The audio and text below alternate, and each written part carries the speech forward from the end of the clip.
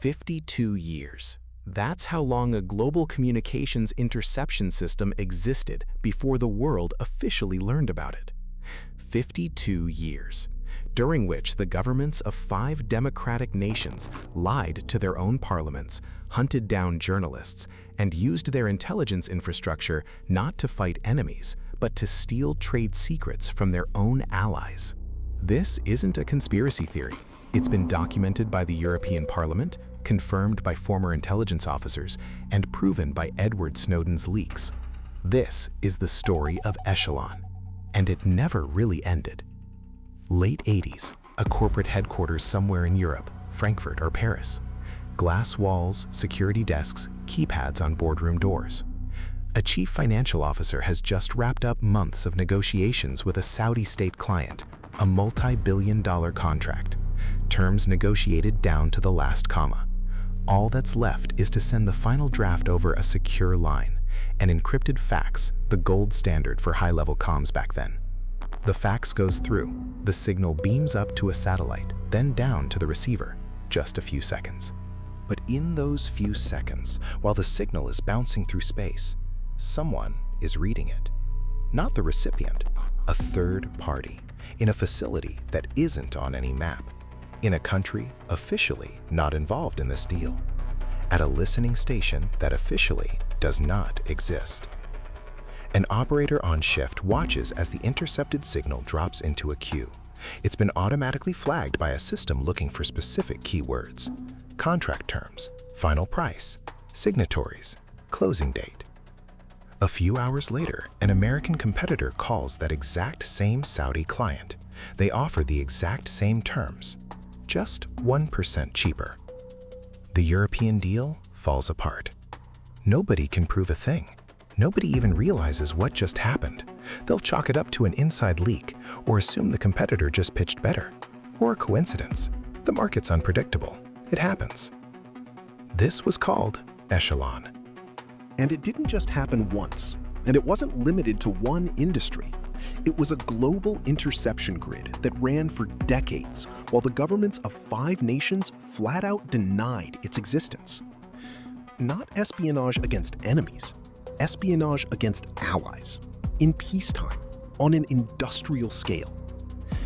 To understand how this was even possible, you have to go back to how it all started. 2 years post-World War II, the US and the USSR are already eyeing each other with the paranoia that would soon morph into the arms race and nuclear parity. Against this backdrop, the US and the UK signed the UKUSA agreement, later joined by Canada, Australia, and New Zealand. 5 countries, shared language, shared history, shared interests. They called themselves the Five Eyes. The premise was simple. The 5 nations carve up the globe into interception zones and share everything they scoop up. Here's what that means in practice. British law prohibits GCHQ, their version of the NSA, from spying on Brits without a warrant. US law prohibits the NSA from spying on Americans without a warrant. But no law stops GCHQ from spying on Americans, and no law stops the NSA from spying on Brits. So the 5 countries just swap data. Do you see how this works? Every country complies with its own laws, technically, and simultaneously gets everything from its allies that it's legally banned from collecting itself. This isn't a loophole. This is an architecture built around a loophole. The agreement was classified entirely. For decades, its very existence was denied, and not with a standard no comment.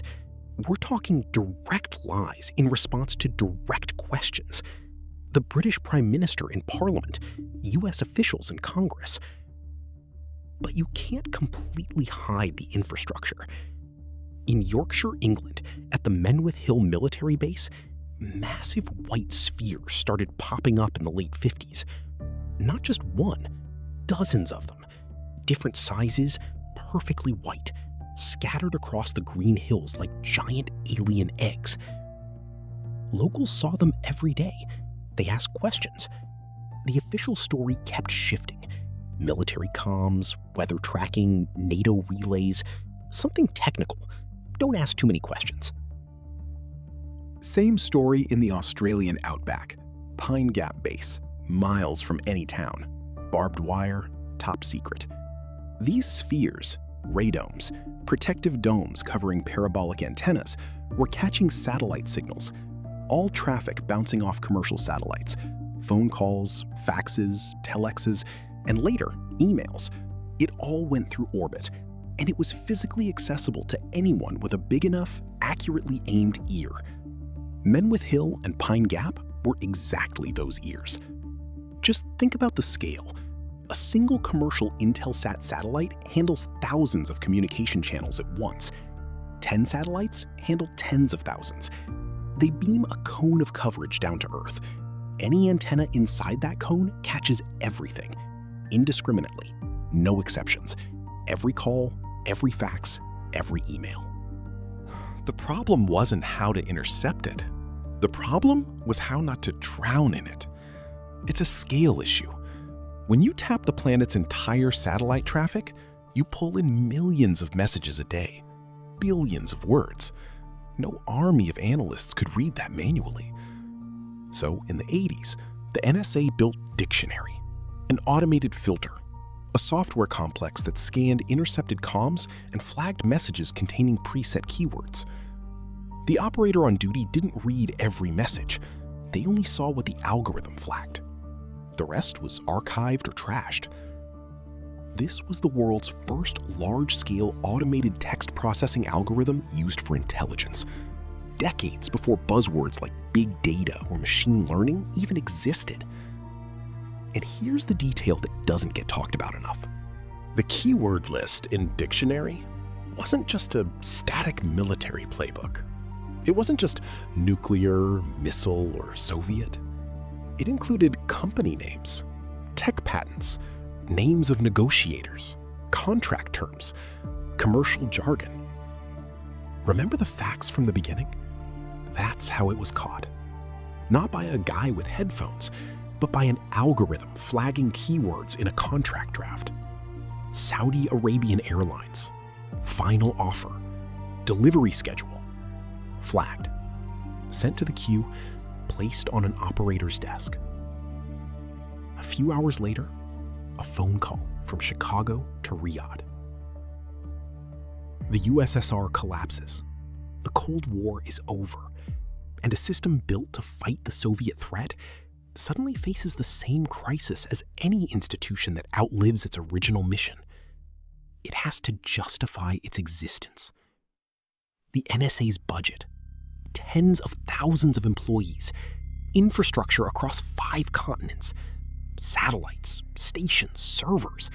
It all costs billions of dollars a year. And it all needs a rationale. Terrorism wasn't the main bogeyman yet. 9/11 was still a decade away. The drug trade? Sure, but that's the DEA's turf, not the NSA's. So what's left? Economic espionage. Here's the math any suit in Washington could understand. An Airbus contract with Saudi Arabian Airlines is worth $6 billion. If that contract goes to Boeing instead of Airbus, that means jobs in Seattle, tax revenue for the US Treasury, and a stock bump on the NYSE. The NSA's annual budget back then was about $4 billion. One intercepted mega contract pays for the entire system. This isn't a conspiracy theory, it's just economics. Former CIA Director James Woolsey admitted it on camera in 2000. Yes, the US spies on European companies. His excuse? European companies pay bribes. We're just leveling the playing field. He said this in an interview with the Wall Street Journal. The Airbus case became the most heavily documented example, but far from the only one. Early 90s, Airbus is negotiating the aviation deal of the decade with Saudi Arabian Airlines. Billions on the line. Airbus is bringing the heat.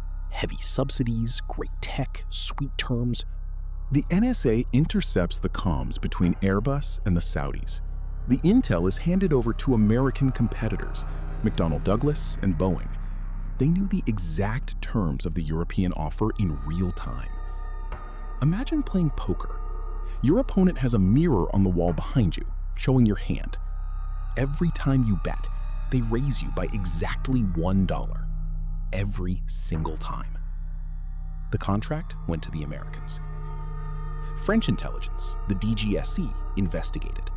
They linked the lost deal to the wiretaps. French officials called it out publicly. The Americans denied it, categorically.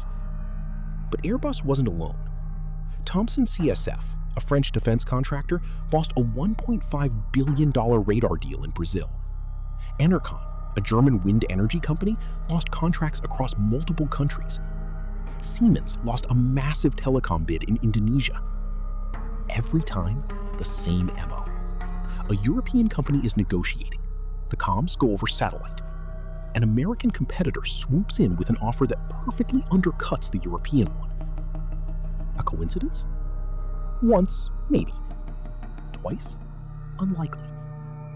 5 times? That's a system. By the mid-90s, Europe was getting pissed. The frustration didn't have a name yet, but it had momentum. The guy who gave it a name was Duncan Campbell, a British investigative journalist. He'd been covering state surveillance since the late 70s, and he'd already paid a heavy price for it. Campbell is 25. He publishes an article exposing GCHQ. He gets arrested. The charge? Violating the Official Secrets Act, a charge carrying up to 14 years in prison for doing journalism. The case falls apart in court. They couldn't prove his reporting threatened national security. Campbell walks free and gets right back to work. The next 10 years are a blur of legal harassment. Sources are hunted down. Intel agencies try to gag his publications through the courts. The tools of the state aren't being used to protect citizens from a threat. They're being used to protect a secret from the citizens. Campbell publishes the first piece ever mentioning a system codenamed Echelon, sourced from British Intel whistleblowers who, for various reasons, decided it was time to talk. The story barely makes a ripple. It was too early, too unbelievable. The Cold War was still on. Surveillance was seen as a necessary evil aimed at the bad guys. 10 years go by. Nothing happens. The article is out there, the facts are public, and the world just shrugs. Then comes 1998. The European Parliament commissions Campbell to do a full investigation. Official, funded, with access to sources he never had before. What changed? European companies had lost enough money that politicians couldn't ignore the problem anymore. It wasn't about justice. It wasn't about principles. It was about cash. The report drops in 1999, presented in Strasbourg, and it was explosive. Campbell documented everything: the system's architecture, the listening posts, the interception methods, specific cases of corporate espionage. He showed exactly how dictionary was used against the economic interests of allies. He named the bases, explained the radomes, broke down the tech. The European Parliament set up a special committee. Here's what happened next. US and UK officials were invited to testify. Most of them simply refused to show up. A sovereign nation doesn't answer to an EU committee. The ones who did show up denied the specific allegations. They only admitted to what was impossible to deny. Yes, we cooperate. Standard practice. Nothing to see here. No apologies, no confessions, no reparations. The committee's final report came out in 2001. The verdict: Echelon is real. It violates citizens' right to privacy. It was used for industrial espionage. The recommendation: European companies need to beef up their encryption and stop relying on American tech platforms. It was a solid recommendation. It was just 20 years late. And here's the tragic irony of that report. It was published in September 2001, just days before 9/11. The Twin Towers eclipsed everything. The debate over should intelligence agencies monitor our comms got a new definitive answer. Absolutely, because of terrorism. The Echelon report sank to the bottom of the news cycle like a stone. A coincidence? Probably, but a convenient one. we need to talk about what this story is really about. It's not about the tech. The tech is fascinating, but it's secondary. It's about a lie that lasted 52 years. It's about a system where democratic governments, with developed institutions, parliamentary oversight, and a free press, successfully hid a global surveillance grid from their own citizens and allies. Here's a textbook example. 1993, the House of Commons, British Parliament. An MP asks the Minister of Defense point blank, "Does the UKUSA agreement exist, and what is in it?" The answer, no such agreement exists. A direct question, a direct lie, on the floor of a democratic parliament, on the record. At that point, the agreement had been active for 46 years. Thousands of people worked under it. It cost billions of pounds. And the Minister of Defense stood up and said, "Doesn't exist." This isn't nuance. This isn't, "We can't comment on matters of national security." This is a lie. And it worked for decades. Because they built a culture of institutional silence. The people who knew the truth understood the rules. You talk, your career is over. Criminal charges, branded a traitor. It's easy to assume the intel agencies ran wild because oversight was sloppy, that the watchdogs were just sleeping on the job. The truth is much darker and much more boring. Oversight didn't fail. It didn't exist. Not because it was broken, but because the people in charge of overseeing the agencies weren't told what they were supposed to be overseeing. Presidents knew. Prime ministers, some knew, some chose not to ask. A handful of lawmakers with top-tier clearances knew. Everyone else, left in the dark. This wasn't a bug in the system. It was a feature. Here is a rule worth remembering. Democratic oversight of intelligence only works if the overseers actually have access to the information they are overseeing. When the info is classified from the watchdogs themselves, the machine runs without brakes. Not because the brakes are broken, because there are no brakes. 1947 to 1999, 52 years with no brakes. Edward Snowden hands over NSA documents to journalists.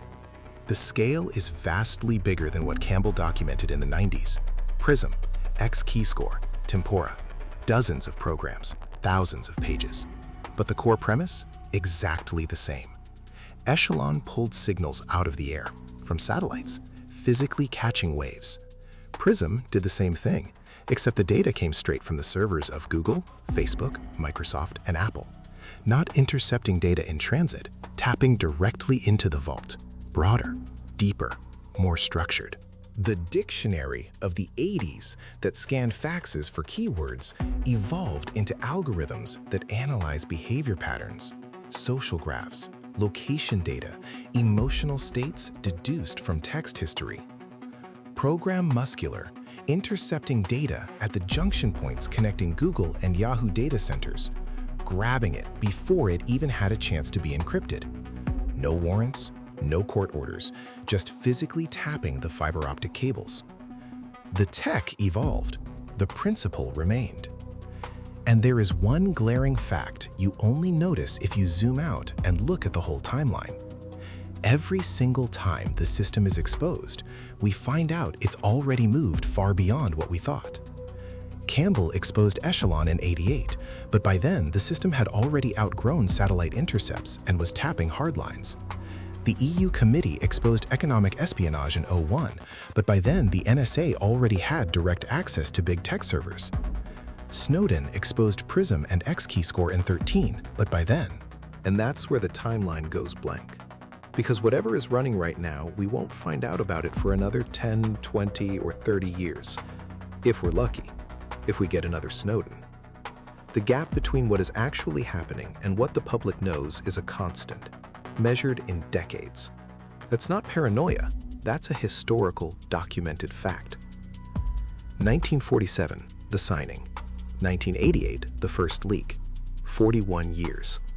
The 80s, dictionary. The 2000s, Campbell's report. 20 years. The 2000s, Prism. 2013, Snowden. 10 years. The gap is shrinking, but it hasn't disappeared. Those white spheres on the Yorkshire Hills, they're still there. In fact, there are more of them now. Menwith Hill expanded. Pine Gap is still online. Sure, they're technically obsolete for some jobs. Satellite traffic largely shifted to fiber optics, and you can't catch fiber with an antenna. But fiber optic cables run through physical choke points, undersea cable landings, terrestrial switches. And there is hardware sitting at those choke points too. Echelon didn't die. It just became infrastructure. It became so normalized, it doesn't even need a scary code name anymore. A system born to fight the Cold War survived the Cold War. It survived the collapse of the USSR. It survived multiple administrations across 5 countries. It survived Campbell's report. It survived the EU Parliament. It survived Snowden. Every time, tweaking itself, expanding, getting a tech upgrade. It survived because every time it was dragged into the light, the people controlling the system had enough power to contain the blast radius. They admit to the past without making any promises about the present. Yes, that happened. Yes, mistakes were made. We've implemented new safeguards. Next question. And the next question never got asked. Or it was asked by people who didn't have the juice to force an answer. Let's go back to that fax from the beginning. Late 80s. The CFO sends contract terms over a satellite. An algorithm catches the keywords. An operator reads it. A competitor calls. The contract is lost. That was 35 years ago. Nobody uses faxes anymore. Satellites aren't the main channel. The world has changed. But the principle hasn't. Today, that CFO doesn't send a fax. They drop a message in Slack. They send an email via Gmail. They hash out terms on Zoom. They store the draft on Microsoft's cloud. And the servers for every single one of those platforms, they are all under the jurisdiction of one country. The same country that built Echelon, the same country that launched Prism, the same country whose former CIA director went on TV and openly admitted to spying on allies for economic gain. So here's the question. If a system built in '47 ran for 52 years in the dark before its first major leak, if every major leak only described yesterday's technology, never today's, if every single time the system survived, adapted, and kept going, then what the hell is running right now? What is the program? What's the code name? What's the scale? And will knowing about it even matter when it finally goes public in 20 or 30 years? Or, just like with Echelon, will we just log it as history, agree that it was wrong, and watch the machine keep humming along under a brand new name, while we wait for the next Snowden?